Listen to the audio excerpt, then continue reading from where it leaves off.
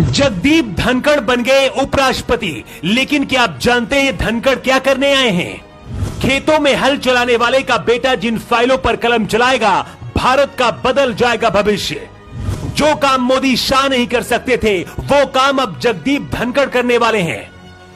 जगदीप धनखड़ का उपराष्ट्रपति बनना सिर्फ एक इत्तेफाक नहीं, बल्कि इसके पीछे बहुत बड़ी वजह है। जो काम शाह और मोदी नहीं कर सकते थे, वो काम अब जगदीप धनखड़ करने वाले हैं। जगदीप धनखड़ मोदी और अमित शाह के बहुत करीबी माने जाते हैं, इसीलिए सवाल किया जा रहा था कि आखिर मोदी ने धनखड़ को ही उपराष्ट्रपति बनने के लिए क्यों चुना था।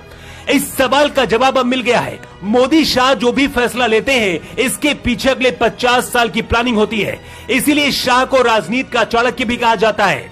अब धनखड़ को उपराष्ट्रपति बनाने के बाद बीजेपी ने मास्टर स्ट्रोक खेल दिया है। राजस्थान के झुंझुनू जिले में एक छोटा सा गांव है ठिकाना। उपराष्ट्रपति जगदीप धनखड़ यही एक किसान परिवार में पैदा हुए थे। बचपन में पिता के साथ खेतों में काम करने के लिए भी धनखड़ जाते थे। शुरुआती पढ़ाई गांव के ही सरकारी स्कूल से की थी, लेकिन जिंदगी में कुछ बड़ा करना था, इसलिए वकालत की पढ़ाई की। इसके बाद पहले राजस्थान हाई कोर्ट और फिर सुप्रीम कोर्ट में वकील बने। मोदी और अमित शाह धनखड़ पर बहुत ज्यादा भरोसा करते हैं। यही वजह है कि ऐसा भी कहा जाता है कि जब धनखड़ पश्चिम बंगाल के राज्यपाल थे, उस दौरान शाह के इशारे पर काम करते थे। जगदीप धनखड़ की वजह से ममता बनर्जी इतना ज्यादा परेशान हो गई थी कि केंद्र सरकार से खुद पत्र लिखकर कहा था कि जगदीप धनखड़ को यहां से हटा दीजिए। लेकिन पीएम मोदी के दिमाग में तो कुछ और ही चल रहा था। मोदी शाह ने साबित कर दिया है कि जो बीजेपी के लिए लड़ेगा, उसे इसका इनाम भी मिलेगा।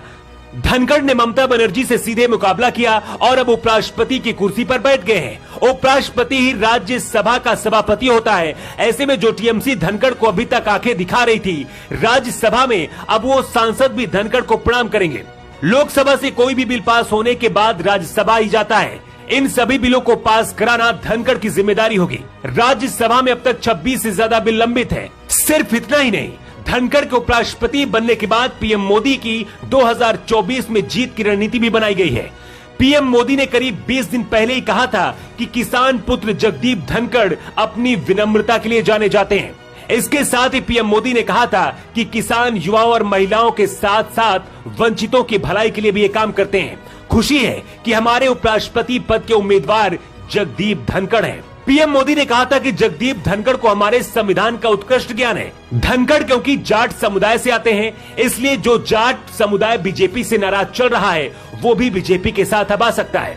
धनखड़ के उपराष्ट्रपति बनने की वजह से 2023 में राजस्थान और 2024 में हरियाणा के विधानसभा चुनाव में भी इसका फायदा मिल सकता है। इसके बाद 2024 में भी पीएम मोदी को इसका फायदा हो सकता है। जगदीप धनखड़ पर अब जिम्मेदारी होगी कि राष्ट्रीय डोपिंग विरोधी बिल, समुद्री डकैती विरोधी बिल सहित जितने भी राज्यसभा में लंबित बिल हैं, उन्हें पारित करा दें। अगर ऐसा होता है तो देश में अगले 1 साल के अंदर बहुत कुछ बदलने वाला है।